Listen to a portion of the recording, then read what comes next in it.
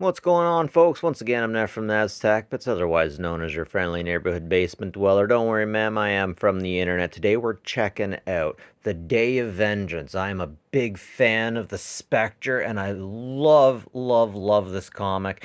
I love the magical aspects of it. Within the DC universe, there's a lot of magical, metaphysical things, and outside in the real world, I love the magical and the metaphysical religious belief systems and how they intertwine. So Spectre is legitimately the angel of God's vengeance, whoever, whatever God.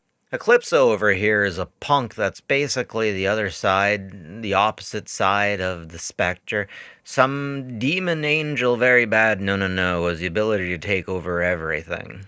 Especially Superman. So Supes gets taken over by this thing regularly. Eclipso, because Superman sucks against magic. They don't like writing it in comics because it doesn't look particularly good. Also, can we talk about how good the art is in this? I love it. Of course, this is an Infinite Crisis issue. There's lots going on within the universe right now.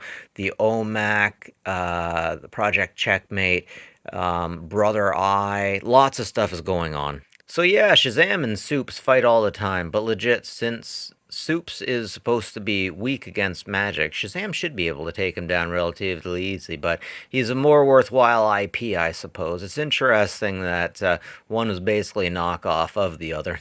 And the wizard Shazam, sorry, that was Captain Marvel, that's Shazam. And the Spectre shows up, good guys win, bad guys lose, England prevails.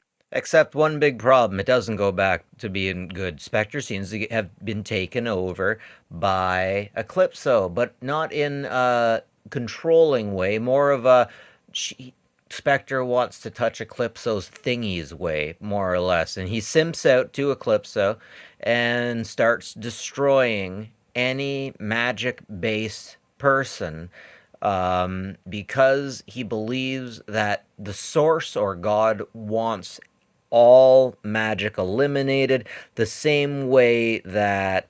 So you remember if you ever went to a mega church or a weird Sunday school and they said that any magic that's not of Christ is of Satan? Yeah, this is basically the Spectre going with that thinking. If you're not directly involved with God in your magic, you're with Satan, and I'm just going to destroy you where you stand. Naturally, all of the midnight shift type people start going into hiding because they don't want to be destroyed by God's hand of vengeance. We got Dr. Occult, Dead Man Black. I thought she was dead. Jeez, no one ever stays. Why is anyone worried about death? You have all died. You have all died in even beyond death and all come back. There is no consequence to death. But suddenly, Detective Chimp. Now, at the time, everyone was really interested that they decided to bring Detective Chimp back in an intelligent fashion. It was something. And then, all hell breaks loose as the Rock of Eternity explodes over top of Gotham City, releasing the seven deadly sins. There he is, simping right out. Eclipso realized the power of having thingies attached to your chest and just what it would do to men. And of course, since angels were built in God's image and so was Adam, they all had wieners. So yeah, God's vengeance just kind of rips it up all through reality. He's fighting the Phantom Stranger. The Phantom Stranger, he who himself is an angel. Spectre throws down against angels constantly, though. He goes up and he fights Michael, like, a lot. Oh, yeah, he messes Dr. Fate right up, locks him in that helmet of his. Does lots of nasty things. All sorts of nasties. As I'm going through it now, I'm noticing that this definitively is part of a crossover. And though the story isn't specifically showing you the Rock of Eternity exploding over top of Gotham and the seven deadly sins taking a chunk out of God, like that was a big part of the story. The Rock of Ages was destroyed, of course, because the Spectre faced off against the wizard Shazam and won. So a witch lady gets all the magical people together and they basically give Shazam spirit bomb energy.